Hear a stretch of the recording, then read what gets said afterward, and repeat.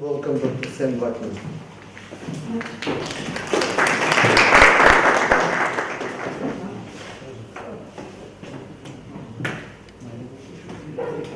Ladies and gentlemen, good afternoon. Today I would like to present to you a view of capitalism that is a bit unusual and would require some mental somersaulting, some mental rearrangement of the furniture. That's always useful, to rearrange the furniture. You find forgotten hidden treasures, you see things differently, and you can start from scratch. So I think it's where capitalism is. But before I go there, I will share with you a quote. If rich people with private property have been stuffed through excessive greed, and if they hold in their contents too obstinately, they give rise to countless and incurable illnesses. And through their vices, these rich people can bring about the ruin of the body as a whole. This was not written 20 years ago or 10 years ago, and it was not written by Thomas Piketty, and it was not written by any other Marxist critic of capitalism, and it was not written by any economist or by any scholar. This quote was written in 1159 by John of Salisbury in his famous book Polycraticus. This means that people have been aware of the problematic inherent in capitalism 1,000 years ago. That's 1,000 years ago. We have been living with this problematic 1,000 years, and we have not been able to solve it, as the recent economic crisis has shown, 2007, 2010. Something is seriously wrong. Something is seriously sick. And we have been failing for at least 10 centuries. For at least 10 centuries to cope with it. Today I will try to share my point of view as to what is wrong. But even I will not presume to propose any recipes or prescriptions as to how to fix what's wrong. Capitalism is based on individualism. Now this sounds like a trite, banal observation. Yes, capitalism is based on individualism. So it means that it is against anything that hampers, that obstructs mobility, and it is against anything that obstructs efficient allocation of capital. These are the two foundations of capitalism. Total mobility, also known as freedom for the ideologically inclined, and efficient allocation, the invisible hand of the market. But if you look at these two foundations closely, you will see that they don't go well, for example, with the institution of the family. So family hampers, obstructs, prevents total mobility. The family is against efficient allocation of capital. Family is anti-capitalistic. All institutions, all social institutions are anti-capitalistic. All social practices are anti-capitalistic. It seems that at the foundation, at the basis, we must make a choice. Do we choose community and society, or do we choose capitalism? Do we choose the market, the efficient, frictionless market? Or do we choose institutions that interfere with the functioning of the market? One way or another.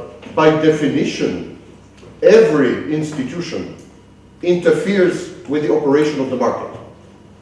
Regulatory institutions, judiciary, politics, family, community, friendships, all these institutions interfere with the operation of the market.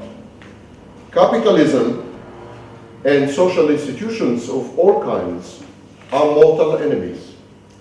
This is something we are very loath, we're very reluctant to admit. It's not done. It's not politically correct to say this. One should never say that capitalism is against all social institutions. It's not okay. Because we live in a capitalist society, which is essentially an ideological society. And of course, speech is proscribed, is limited. Political correctness is a form of limited speech. As Herbert Marcuse called it, this is the intolerance of speech, or intolerant free speech. So, we are not supposed to say that, but that is the truth. The Hanseatic League was the first experiment at mass capitalism. It was in the 12th century. It was a group of German-based Baltic cities. These Baltic cities coalesced, worked together, created a mini European Union. They engage in trade, they engage in commerce, they engage in making money. And it was the first experiment in capitalism. What was the motto? What was the slogan of the Hanseatic League? Stadt Luft macht frei. The air of the city makes you free. Emphasis, free. No state, no institutions, total freedom, laissez-faire, as it was called later. Capitalism is a zero-sum game. It's a zero-sum game, and it achieves its outcomes by fostering the illusion of scarcity, on the one hand, and by using inflation as a form of taxation. I will go into it a bit later, but it's important to understand that it is completely untrue, that capitalism can generate positive outcomes for all actors and agents involved in the capitalistic play. That is not true. My gain is your loss. Your loss is my gain. It's a zero-sum game. So why do I participate? I participate because I hope to gain. And why do I hope to gain? Because I've been brought up on the illusion of scarcity. And if by mistake I do gain and I belong to the wrong class of people, inflation will take away my gains. Taxation. It is not an accident, of course, not an accident, that as income inequality increased dramatically, inflation vanished. Inflation is not in the interest of some classes. We'll come to that a bit later. Capitalism is built, as Marx said, capitalism is built on surplus. Capitalism is built on the fact that when you engage in certain activities, like trading in the Netherlands, or like agrarian agriculture in Britain until the 15th century, these activities generate surplus. They generate goods and services that you yourself and your family cannot consume. And then what do you do with this surplus? You trade. You exchange it with others, and they give you their surplus. That's the foundation of capitalism. It's a surplus economy. Over the centuries, there was a question what to do with these surpluses. What to do with these surpluses on a social level? What can society do with these surpluses? Because you see, individuals create surpluses, entities such as corporations create surpluses, and they trade, but a lot of these surpluses accumulate. All you have to do is look at your local bank. Your local bank has bank deposits. Bank deposits are surpluses. This is money that you did not use to trade. This is money that you did not use to buy a smartphone. This is money that you did not use to travel. So you put it in the bank. These are surpluses that are unused. What to do with these surpluses? And over the centuries, there were two answers, two solutions. What to do with surpluses on the social level, not on the individual level. The first answer was a social agenda. We're going to take these surpluses and we are going to redistribute them. Redistribute them. We are going to tax the rich and give to the poor. We are going to have pension schemes. We're going to have healthcare schemes. We're going to have maternity leave. We're going to take from the rich and give to the poor. The Robin Hood solution. And this is the social agenda. Ironically, it was invented and initiated by an extreme right-winger, not left-winger. His name was Bismarck. Very tough cookie. The Iron Chancellor. Bismarck was the first to come with social programs, such as pension and healthcare and compulsory education. The socialist agenda was initiated, arguably, by the most right-wing person after Adolf Hitler in history of Europe. Bear this amazing fact in mind because it's relevant. We'll come to it a bit later. This was the first solution, the Robin Hood solution. And there was a second solution. And the second solution is income inequality. Take from the poor and give to the rich. Take from the rich and give to the poor. Take from the poor and give to the rich. Two solutions, diametrically opposed. The second solution is known as income inequality. What's the problem with income inequality? What's wrong with it? Why are we so exercised about it? And is it an inevitable facet of capitalism? Let's answer the second question first, because it's much easier. Yes, it is an inevitable facet of capitalism. Somehow society has to deal with unused surpluses. Either you give it to the poor, or you give it to the rich. So, one of these two solutions is a capitalistic solution, inbuilt as a default mechanism into capitalism. Another question is, what's wrong with income inequality? Here's what's wrong with income inequality. It's not a question of morality. It's not a question that it's not okay for me to be 1,000 times richer than you. It's very okay, I would like that. That's not a problem. It's not a moral problem. It's not an ethical problem. It's an economic problem. Why is this an economic problem? Because if someone becomes too rich, they don't use the money they have. It's very simple. If I have $1 million, I know how to use them, believe me. If I have $10 million, with a little effort, I will be able to use them. I will buy a yacht. I will find a lover with expensive tastes.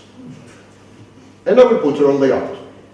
And we will not go further what happens there. So, there are always solutions. $100 million becomes a bit more difficult. But with $100 million, I can buy stocks, I can open a factory, and still I have what? What do I do when I'm Warren Buffett and I have $89 billion and I'm 90? What do I do?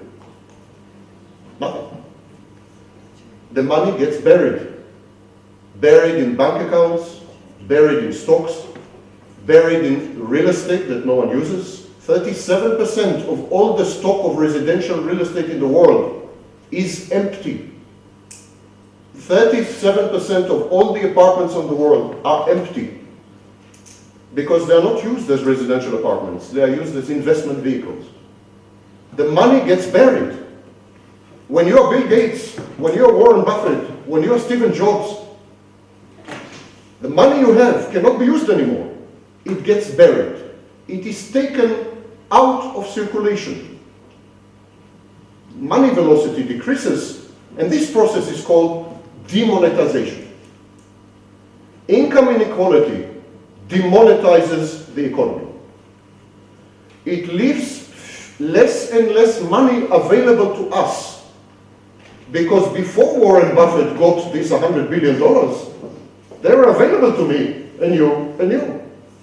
But now that he has them, They are not available to me anymore. So that forces central banks to print money, quantitative easing and so on. Because a lot of money is taken out of circulation all the time. Rich people demonetize the economy all the time. Now you can say, wait a minute, Vaknin, stop exaggerating. How many rich people there are and how much money can they take out of the economy? It's not such a big problem. I don't think you know what you're talking about if you're saying this. The 10,000 richest people in the world, 10,000, not 10 million. The 10,000 richest people in the world have as much money as 3.9 billion poorest people in the world. I repeat, the 10,000 richest people in the world have as much money as 3.9 billion poorest people in the world. The 100 richest people, 100, not 100,000, 100 richest people in the United States have as much money as all the blacks, all the Hispanics, and 5.6 million whites. So, rich people are taking money out of the economy much faster than anyone can generate it, and leaving us all much poorer. The state is trying to cope by offering social services, less and less under, for example, Donald Trump, by offering social services, and so what we are left with is socialism with a capitalist face. Because capitalism is not about 100 people taking on the money out of the economy. That's not capitalism. That is absolutely not capitalism. That is known as oligarchy. We are left with no capitalism. We are left with socialism pretending to be capitalism. Socialism with a capitalist face. At some stage, the rich people understood how to become even richer and how to take poor people's money. That was the biggest discovery. And it happened after the Black Death. What happened is this. Until the Black Death, I'm not available. Until the Black Death, there was a clear structure of power. There were feudal lords, there were vassals, and everyone knew his place, and everyone was happy actually. It was a rough period, but I'm not sure it was much rougher than the 20th century. But it was structured, it was safe, it was predictable. And then the Black Death happened. And 1/3 to 1/2 of the population of Europe died. What happened then, peasants, workers, farmers became scarce. There were not many of them. So the pyramid of power shifted. Instead of aristocracy on top, workers and peasants came on top because they could charge anything for their services. Within less than 50 years, agricultural wages tripled in Britain. They could charge more. And then what happened is, aristocracy was gutted, was vacuumed, was eliminated as a power. Peasants and workers became a power, but the king remained. So this created a state of modern monarchy. The modern monarchy was born. And businessmen made an amazing discovery. The state had a lot of money. The state could be their client. They discovered that they could make much more money working with the state than working with individuals, with companies. And this is what we call the rent economy. Businessmen, capitalists, discovered around the 16th century the rent economy. They discovered that if they work with the state, they make much more money than if they continue to work in the private sector. Over the next 400 years, all the private sector all over the world reoriented. It was actually the biggest revolution, the biggest unnoticed revolution in human economic history. Over the next 400 years, between the 16th century and the end of the 20th century, all private sectors all over the world reoriented themselves toward the state. The state became the biggest customer. The state became the most interesting business partner. There was a reorientation to rent-based activities rather than to profit-based activities. There was incest. It was an incestuous relationship between the state and capitalism. And like every incest, it gave birth to retarded children. And these children are with us today. Capitalism collaborated with states and governments in order to make money for capitalists. This was never going to work well. This marriage was made in hell. Why? Because what's wrong with that?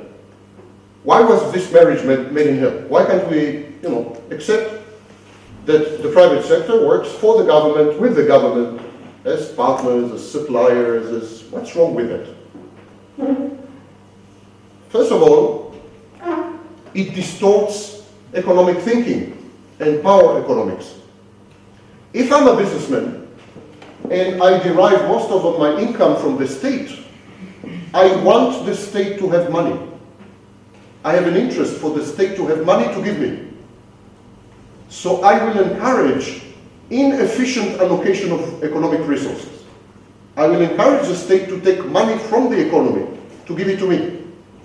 No wonder the state grew 17 times larger in 100 years.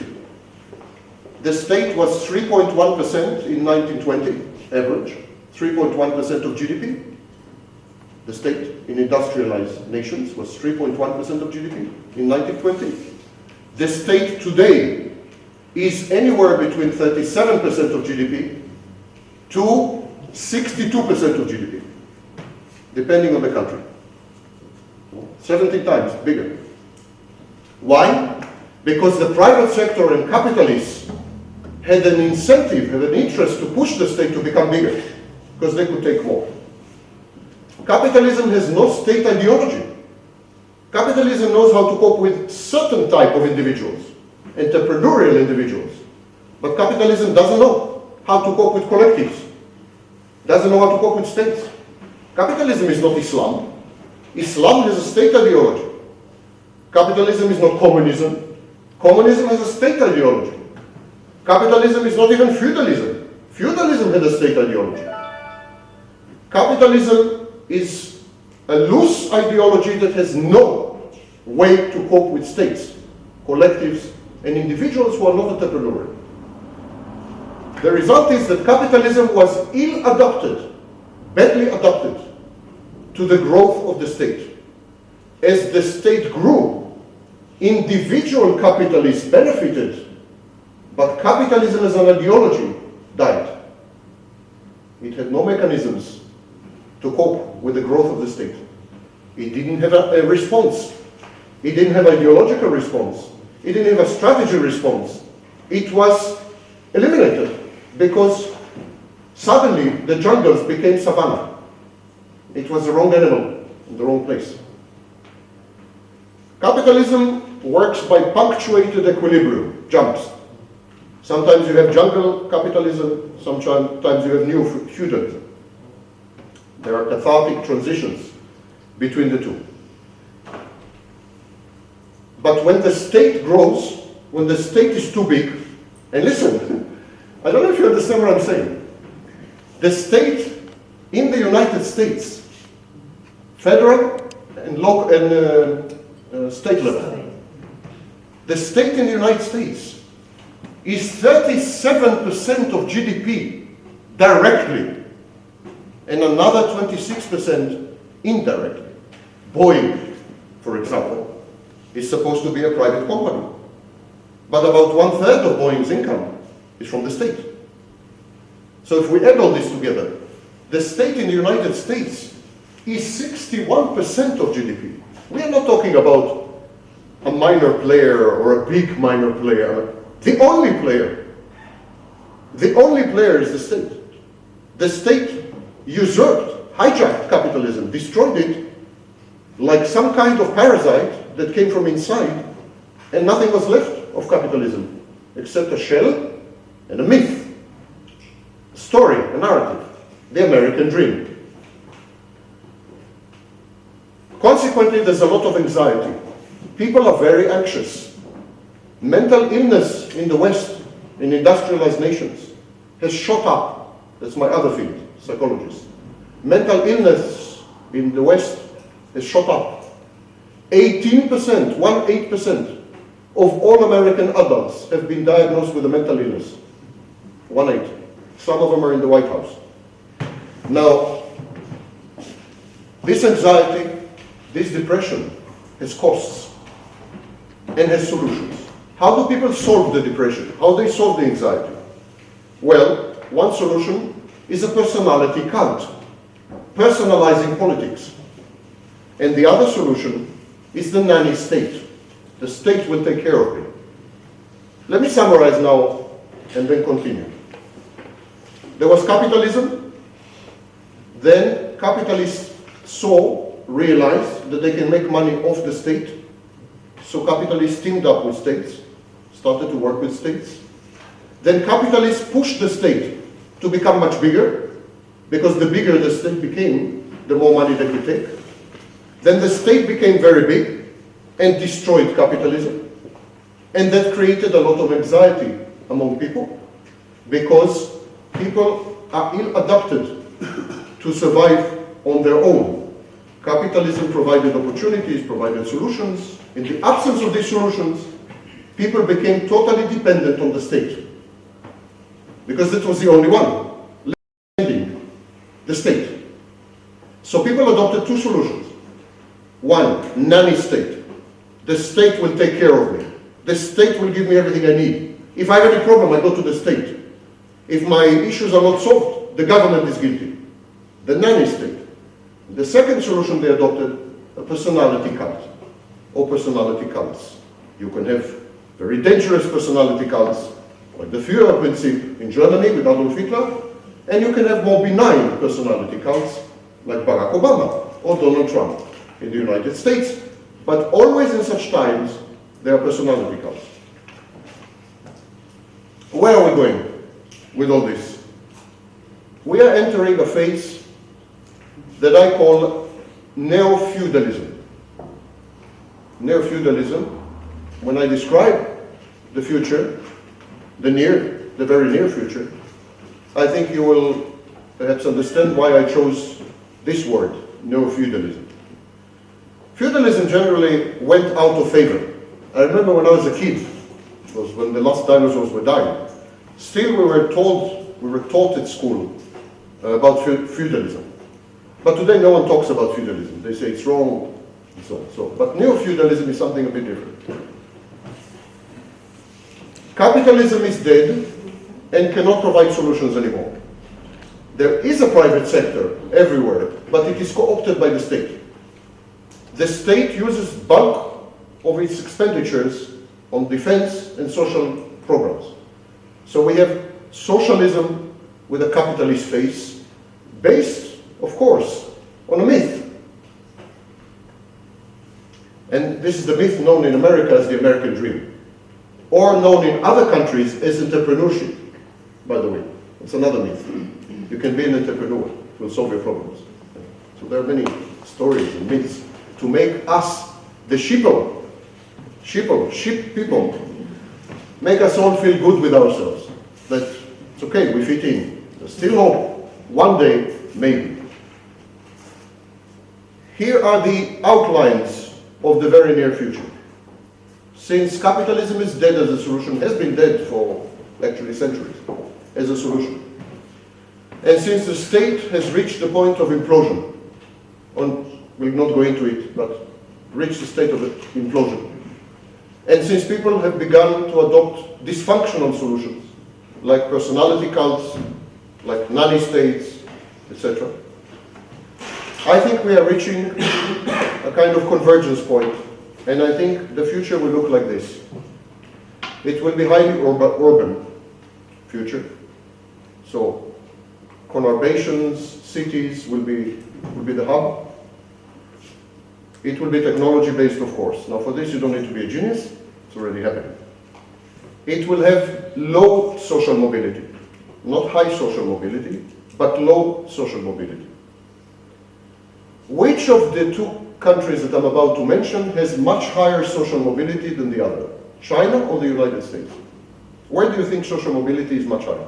To define, social mobility is when you are born, for example, to working class parents, and you can finish in the upper middle class, or you can finish rich. So, social mobility. You're born low, you reach high. Where do you think this happens more often? United States or China? China, of course. The United States has the lowest social mobility among all 27 industrialist countries in the world. Repeat, counterintuitively. The United States has the lowest social mobility among all 27 industrialized countries in the world. Fact. If you're born poor in the United States, you will die poor. If you're born uneducated, you will die uneducated. If you're born lower class, you will die lower class. And your children will be even poorer and less educated than you. For the first time in history, the children today are less educated than the parents and make less money. So it's becoming worse. It's, I would say, negative social mobility. And most prevalent in the United States. Low social mobility will characterize the landscape of the future. All of them.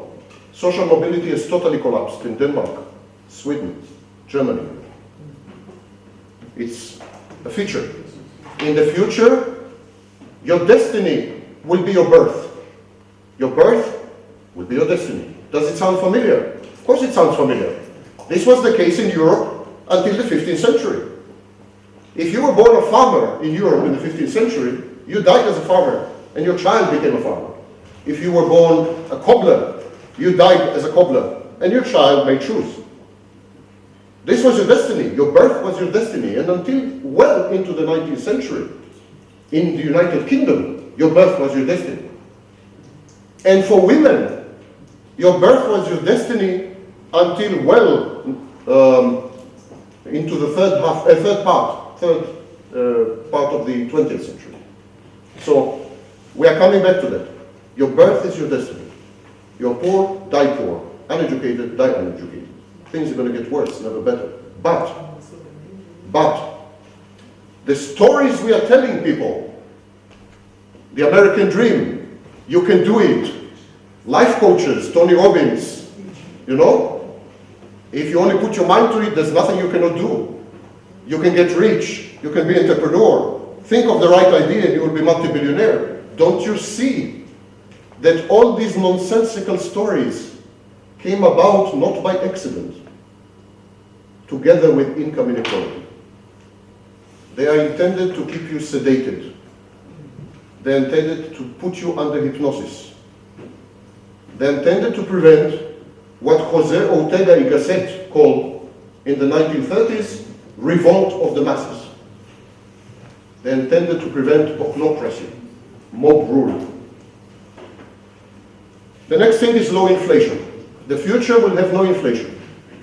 400 years in Europe, 400 years in Europe, and probably the rest of the world, according to Keynes at least, there was no inflation. The price of bread in the 13th century and up until the 30 Years' War was identical. 300 years. Same price. No inflation, low inflation, is a sign that a tiny group of people control prices. It's a sign of what we call in economics price setting or price setters. Why would people aim for low inflation? Because inflation is a weapon. Inflation is the best known weapon to take from the poor and to give to the rich. So you could say, well, with income inequality and with why don't the rich encourage inflation? Because the rich have reached their goal. They have already used all the credits and all the debts and all the loans, and they pass them on to the poor. Now the rich owe nothing. The poor owe a lot of money. Now inflation will be good for the poor, not for the rich. I want you to understand what inflation does. If you owe money to a bank, inflation is a gift. Simply. If you owe $100 to a bank, and there is 5% inflation, when you pay the money, you're actually paying $95, not $100. But if you are poor, and you have a salary of $100, you're actually getting $95. Inflation is a tax on the poor and a gift to the rich. But only when the rich have credits.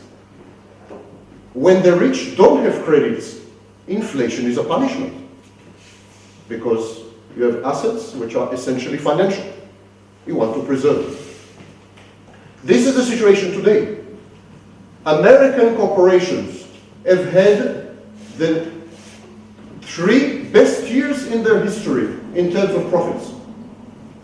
American rich individuals have reduced their indebtedness to banks and other financial institutions almost to zero last year. The rich don't owe money anymore. How come? They used to owe a lot of money. What happened? What happened to all these credits? They were transferred to the poor. These credits were transferred to the poor.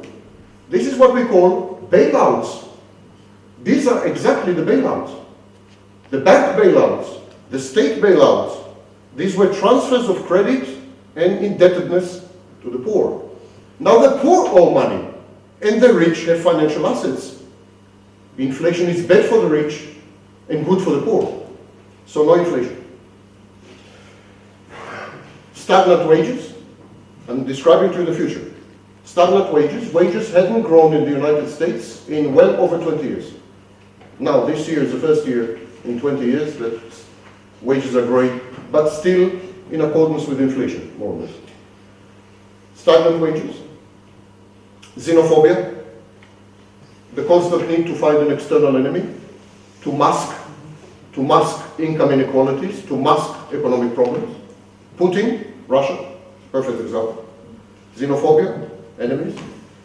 Reverse globalization, the reversal of globalization. Globalization is good for the poor, never for the rich. I don't know if you realize this. If America imports cheap Chinese goods, who is benefiting? Bill Gates. Bill Gates can buy Chinese goods at any bloody price. The poor benefit from cheap Chinese goods. Globalization is a gift to the poor and a tax on the rich. Because if you close the economy, you can charge any price. In a closed economy, you can set prices. If I'm a factory owner and I have no competition from China, I can charge you anything. Globalization is bad for the rich, good for the poor. So, globalization will be eliminated, reversed. Not eliminated, reversed. There will be no workplace mobility. People will become like serfs, like they used to in feudalism. They will be tied to specific locations. When I say this in my lectures, people tell me that I'm insane. Today's world? People are moving everywhere. They're traveling. There are 69 million refugees and asylum seekers. What do I mean people will not move? There will be no mobility, no workplace mobility. Well, have a look at the following 2 facts. Countries are closing down their borders. Netherlands, Brexit. Countries are closing down to immigration. That's inter-border mobility. And inside countries, people can't move because they have debts. They have student loans. And more importantly, they have mortgages. Mortgages tie you to a location. Student loans as well, by the way, tie you to a location. Debts of poorer people, debts of the 90%, debts of the 99%. These are the tools to tie them to a location, to not allow them to move. Mobility will decrease dramatically. People will be stuck in single locations for decades. I'm not talking about tourism. I'm talking about moving. Hereditary wealth. Wealth will be passed from generation to generation. That's not me, that's Thomas Piketty. Wealth will be passed from generation to generation, creating dynasties. Political dynasties as well. The United States is mocking North Korea. They're mocking Kim Jong-un, Kim this, Kim that. They're mocking North Korea. They forget that they almost had a second Kennedy. They had two Bushes. And what, in the beginning of the 19th century, they had two Adamses. They're forgetting. Two Clinton. And almost two Clintons. Dynasties are an American phenomenon, much more than North Korea. And why? Hereditary wealth. Hereditary wealth passes from generation to generation and accumulates and gives you political power. So politicians team up with hereditary wealth and create dynasties. There will be no social unrest. There will be no revolutions. There will be no protests. There will be no demonstrations. Forget the Yellow Vests. Yellow Vests are not an indigenous protest movement. They are mostly immigrants. There will be, of course, demonstration here and protest there, but there will not be a revolution. And there will not be a revolution for a simple reason. All revolutions, without exception, at least in the last 300 years, all revolutions started because purchasing power declined or was eliminated. French Revolution started openly because people couldn't buy bread. You remember the famous saying, if they can't buy bread, let them eat cakes? The French Revolution started because people could not buy bread. Russian Revolution started when agricultural prices collapsed in the middle of the war. All revolutions are economic. And all of them start because people can't buy bread. Extremely simple. No need to be too sophisticated. If you make sure your population doesn't buy bread, next thing you know, they will cut off your head with a guillotine if they are merciful. But there's no inflation. There's no inflation. Purchasing power will remain the same as long as there is no inflation. Indeed, there was not a single revolution in continental Europe in the 300 years where there was no inflation. It's a fact. The only revolution during this period were in Britain. There were two revolutions in Britain. And they happened because of the collapse of the manorial system and the decline in agricultural prices. As long as there is no inflation, there will be no revolution. Double yummy. The rich got it perfectly. First of all, they tax the poor via all kinds of ways. They take from the poor. And they make sure there's no inflation. So their financial assets are preserved, and the poor have no incentive to revolt, to rebel. Because the same money buys the same goods over 200 years, 20 years, 50 years, and so on. Demonetization, I mentioned, non-productive wealth. Personalized politics, I mentioned, personality counts. And politics will become much more important than economics. That is a hallmark of feudalism. In feudalism, politics was much more important than economics. And then, starting in the French Revolution and later, economics became more important than politics. Do you remember the American Revolution in 1776? Do you remember how it started? Why it started? Do you remember? Taxation, taxes. American Revolution was economic revolution. It was all about economics. Do you remember the October Revolution in Russia? Everything was about economics. But during the feudal period, economics took a backseat to politics. Politics became much more important. Look at Brexit. Brexit is an utterly insane decision economically.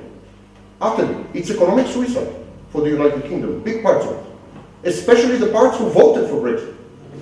The parts who voted for Brexit in the United Kingdom are the biggest recipients of European Union aid. And yet they voted for Brexit. Why? Politics above economics.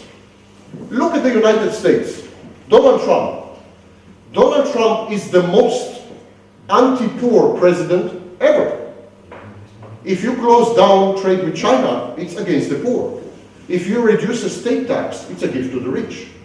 If you cut taxes only from a certain level up, it's a gift to the rich and a tax to the poor. If you cut Medicaid, if you cut Medicare, if you abolish Obamacare, I mean, all these policies, all, literally all, are anti-poor. Who voted for Donald Trump? Overwhelmingly, the poor.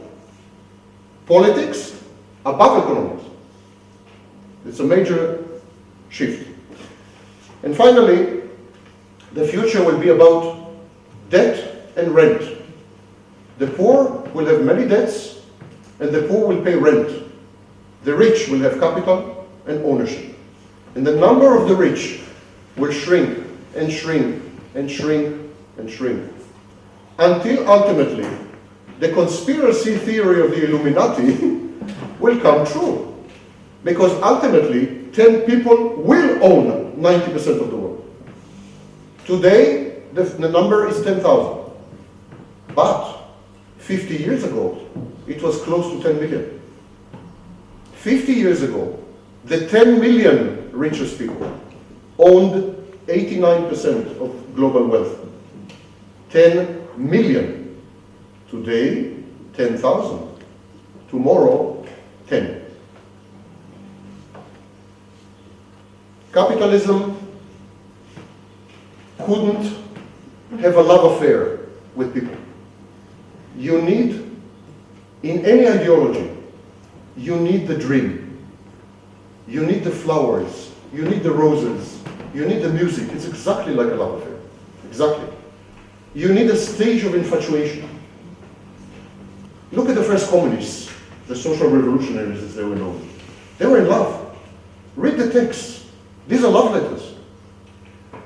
Every revolution, everything needs to be with infatuation, with limerence.